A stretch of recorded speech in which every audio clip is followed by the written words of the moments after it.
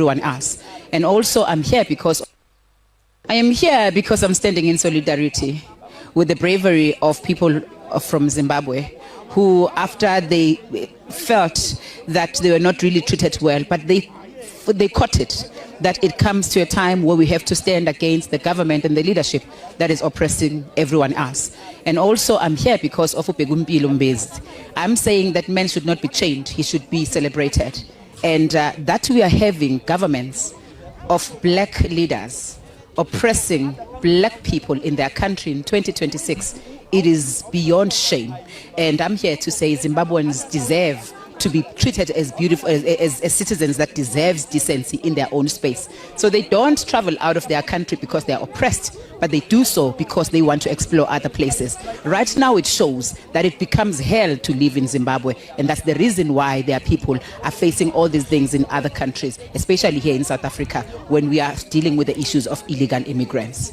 President Mnangagwa, I am embarrassed as an African child.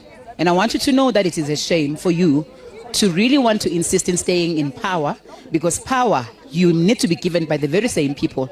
And I'm here to send one statement: get your boots off your people's necks. Because if people cannot be allowed just to express themselves, because we know that today's march, they were not going to force you out of the office. They were just expressing to let you know their discomfort. Africa as a whole is yearning for people who are life changers. And that's exactly what you are denying them. And people are beating like small children just to express their dissatisfaction. Who are you leading when you want to be the one? Because this is just, it's bullying, but it's also hate. And what is painful for me is that I, as a South African, we faced an issue like this when our people didn't have a freedom of doing anything. But you know what? They were not asking it from a black president. They were asking it from a white president. For you to be a black president and you are treating your black people who have made it to be in power in that way, it is a shame. And I do want to say it's embarrassing. I am saying this with disgust as well. I think the time has come for all the governments, now not only Zimbabwe, of people who are in power, and to understand that this power should not end in their selfishness, their rich pockets, and their relevance that doesn't benefit anyone. If you are going to force to be in power, at least pretend to care for the people that you are leading, because all of those people are doing that with selfishness. There is no reason we should actually even be loggerheads with people of other countries if the very same government of ANC in South Africa was doing what they're supposed to be doing, but they're leading with corruption that is only benefiting them and their pockets, and they don't care about the people. And all those people in power, including the very same ANC, should be flushed and not exist. Alright, muri Zimbabwe kusangana kwatiri kuita zvakare ipo pano pazimu news update apo patinoda kupa ma first hand update anonga ari kuitika munyika yedu yeZimbabwe. So tiri kuona veruzhinji vari munyika dzakatikomberedza vava kuona kuti zvinhu hazvisi kufamba zvakanaka munyika ino yeZimbabwe, although vanhu vari kutaura zvinhu zvakasiyana siyana, especially ma big wigs emubato reZANU-PF vanenge vachitaura kuti aiwa no, zvinhu zviri kufamba mune zvakanaka. Even kana wakaenda kunze, even kana kuna vanhu vari muno munyika yeZimbabwe vanoita misangano yavo vanenge vachingotaura kuti zvinhu zviri kufamba mune zvakanaka, but tiri kuona kuti veruzhinji vanenge vari kunyatsa kuona kuti zvinhu hazvisi kufamba mune zvakanaka. So tine nhaurwa dzimwe muri yeZimbabwe dziri panapa dzetira kuti tinge tichiwerenga tese munyatse kuona kuti zvakamira sei, hatisi kuzoti dziri papi ipapapa. So tiri kuona panapa muri yeZimbabwe kusangana kwatiri kuita zvakare ipo pano pazimu news update apo patinoda kupa ma first hand update anonga ari kuitika munyika yedu yeZimbabwe. So kana uri mutsva usabve pano usina kusubscribe, kulike nekushare.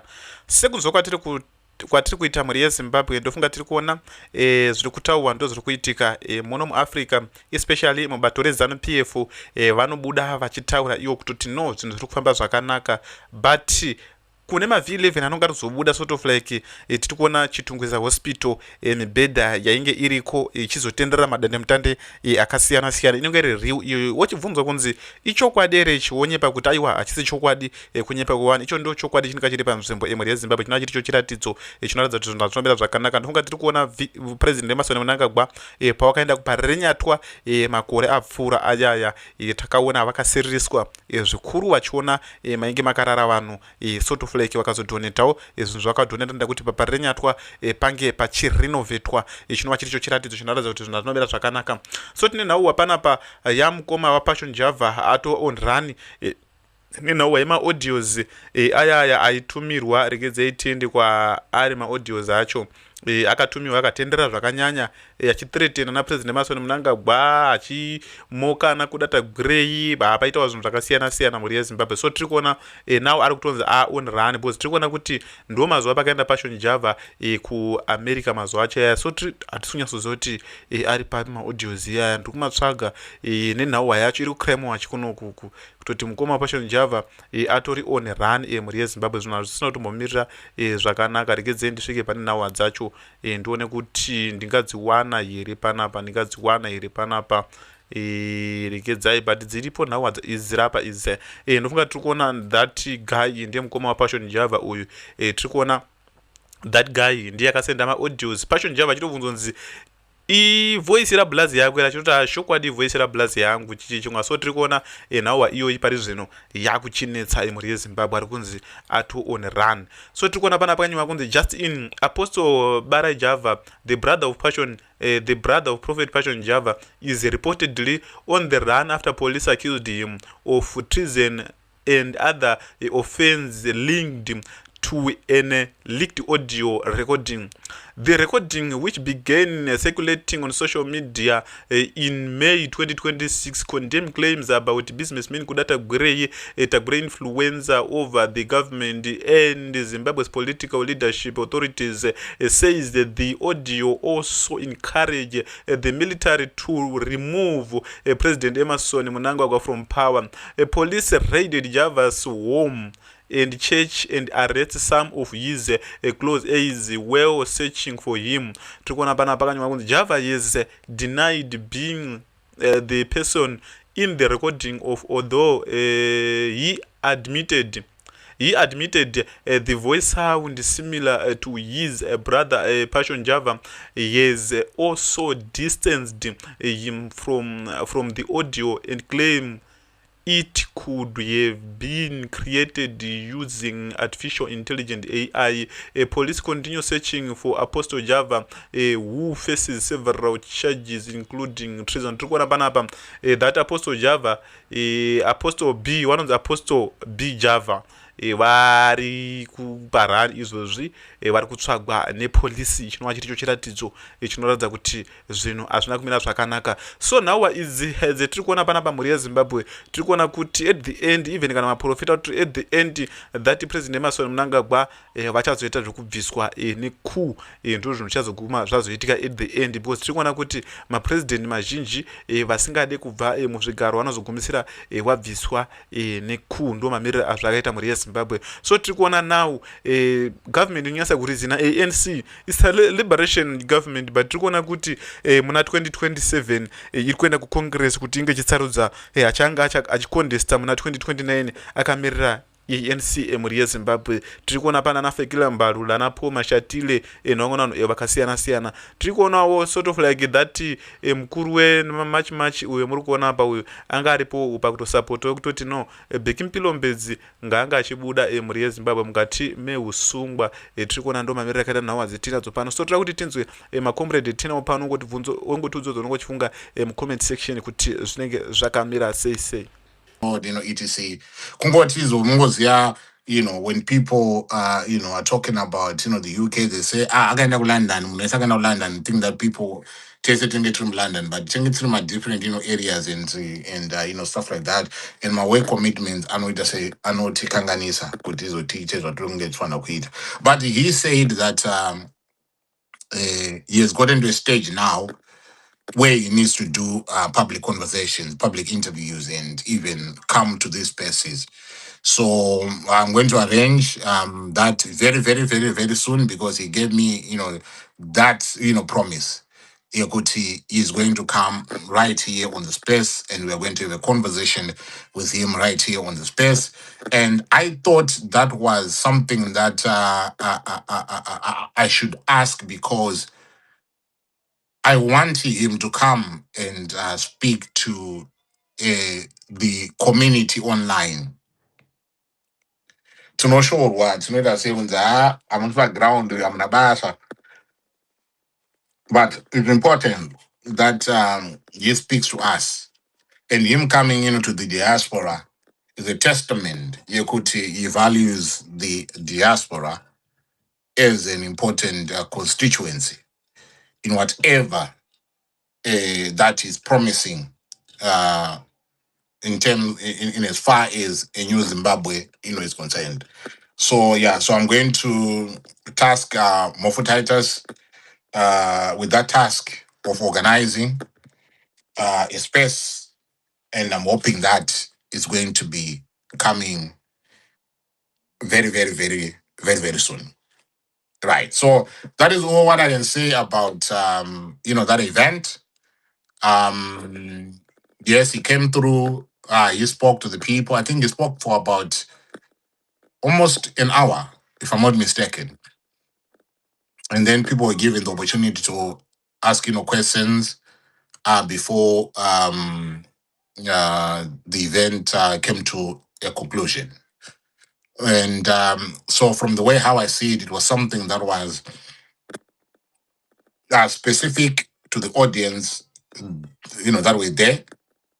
And as he said that he's now engaging the diaspora community. So maybe one of these days is going to be coming to the community where you are, and you can have an opportunity to have an engagement and a conversation with him. So I just respected the fact that it was a closed room event for those that had made an effort to go there, to interact with him, to ask questions, and hear the man speak. He spoke, people asked questions. So we'll leave it at that. Right. So I just thought that I'll get that out of my chest. Tofambira Ilumberi. Right. So if you're joining me for the first time, ladies and gentlemen, my name is Jed, or Ango Jed. I'll be doing spaces, for a minute now. We cover events, that happen in Zimbabwe. We try to eliminate some of those conversations and get you guys, involved in terms of your contributions right here on the online, platforms. So that is the reason why we exist. Whether we are making a difference or not, whether you might want to question the existence of these spaces, whether you see them as spaces that do not matter, or as people that are wasting, their time, it's okay. But I do believe that these conversations that we have are conversations that have got a purpose. Right now, what you are seeing and what you're witnessing, ladies and gentlemen, pertaining to the 31st of July, which is tomorrow, you are witnessing activities that are happening. These activities that are happening, they are coming from those who are behind the 31st and those who are against, the 31st. And there seem to be competing, narratives there, or there seem to be pushbacks that are happening. So it is quite, important that before we get, to the day, we discuss the significance of the 31st of July. Because the moment that we are finding ourselves in, it's a moment that is charged with emotion, that is charged with uncertainty, and a political tension that is brewing between the supporters and those who are pro-citizens. And we are witnessing an unusual rise in activity from ZANU-PF aligned groups, provincial leaders, and even senior officials such as Owen Mnangagwa and that dishonorable Daniel Garwe. Mnangagwa, he came out flanked by security services to denounce this planned demonstration or stay away.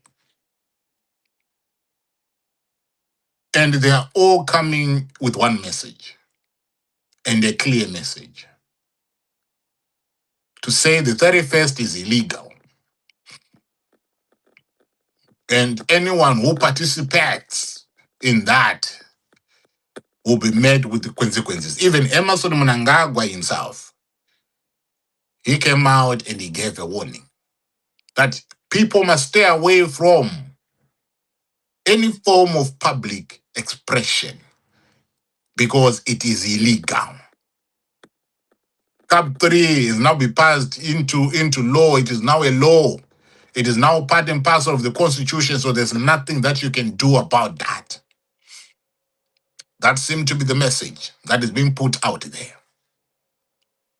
And combating statements that are coming out, you can tell the kind of tension, political tension, that is existing, right now. But one thing, if I am to focus on the statements coming from ZANU-PF and its goons, aligned groups and their supporters, they're tripping, they're tripping on each other, right there. Coming out to be telling us, oh, you can't demonstrate because the demonstration is illegal. But I want to believe the statements that are being banded about out there, ladies and gentlemen, they are speaking to us and showing us something that is deeper. There's something that is happening. I don't know if you've observed that. I don't know if you've seen that, but there's something that is happening that deserves our careful and thoughtful discussion. Hence, me opening this space, tonight on the eve of the 31st of July.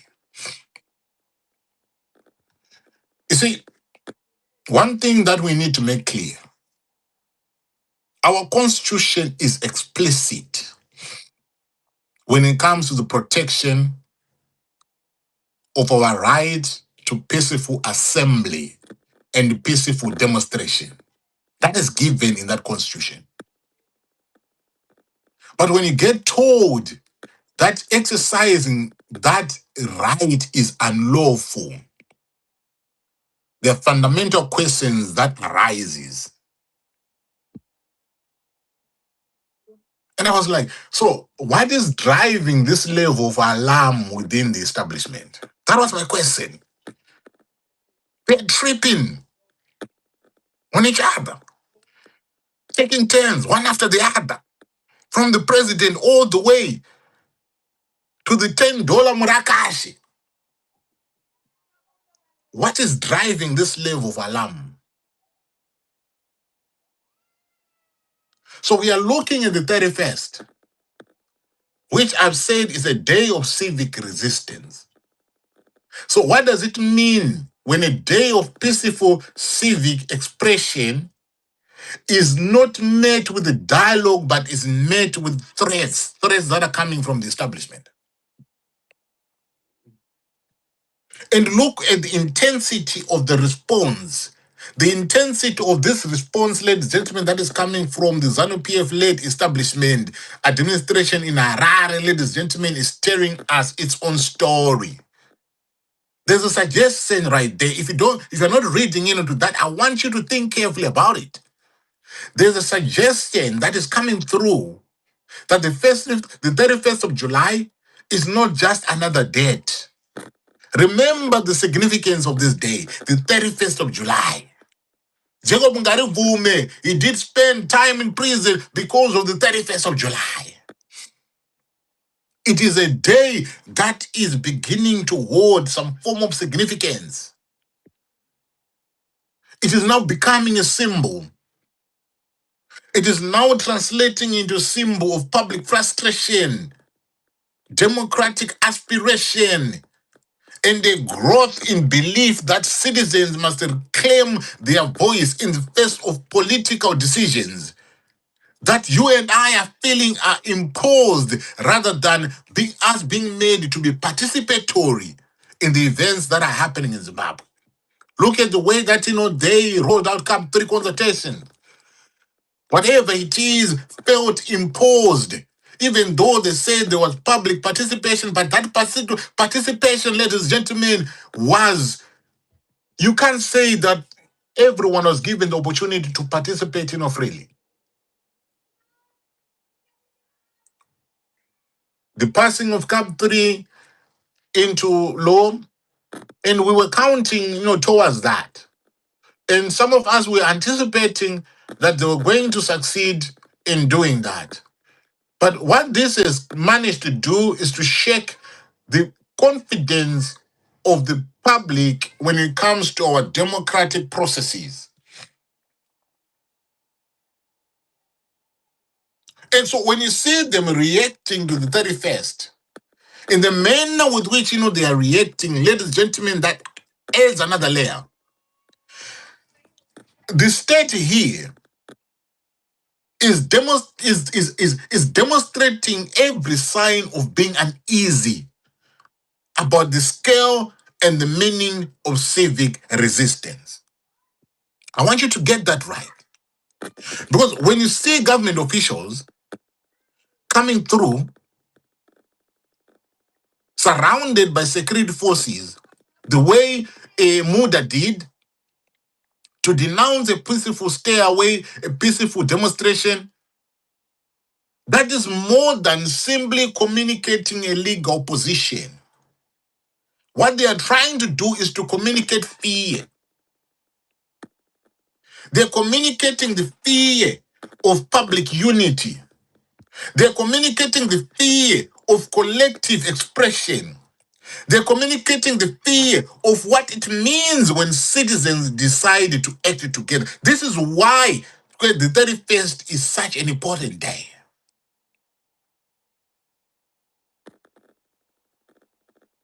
This is why it is such an important day. If you go into history, if you see a state feeling insecure,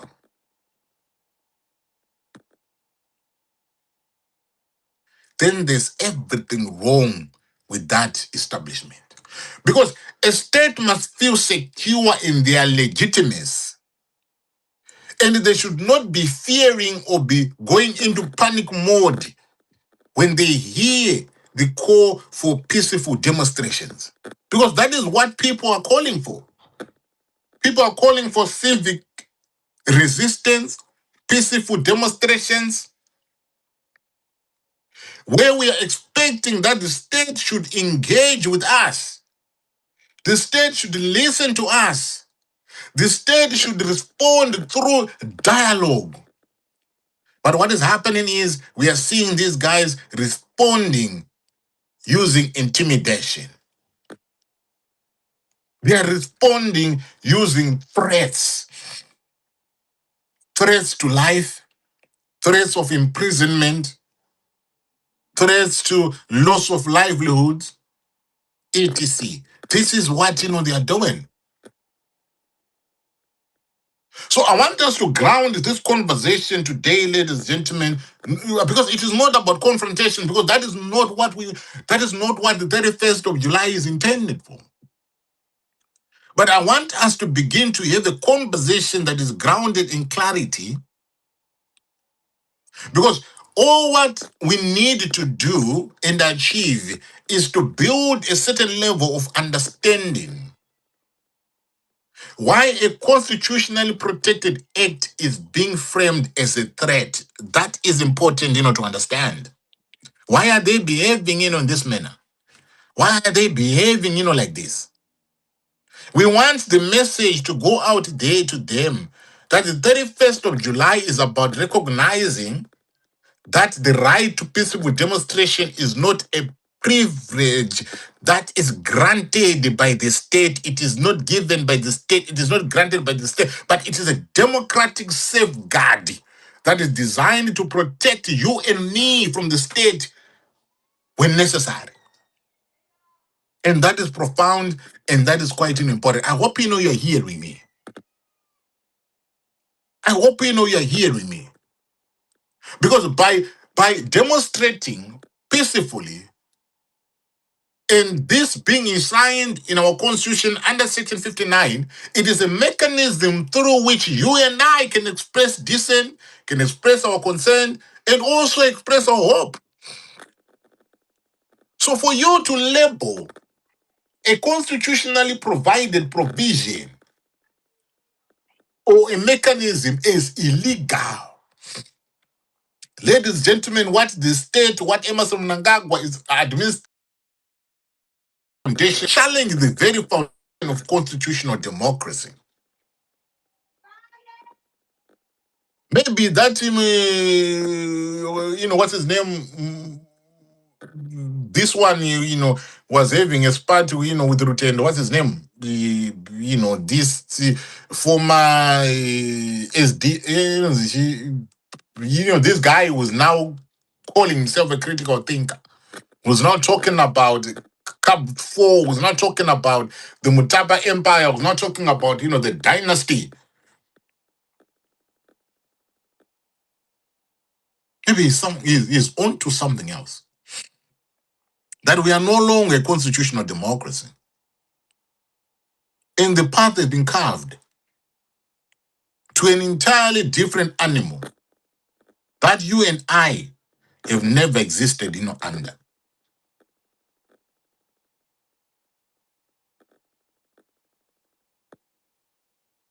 But one thing, that I want to say out to us, Zimbabweans, especially us, we engage in conversations, with these people. Sometimes the things, that they do, they want you to lose your head. They want you to lose your head. And when you lose your head, ladies and gentlemen, it becomes difficult for you to interpret the moment as it is being presented, to you. They are doing everything that they want to do to scare you, bringing in a 2017 style, Chiwenga style of convening different members of the security forces,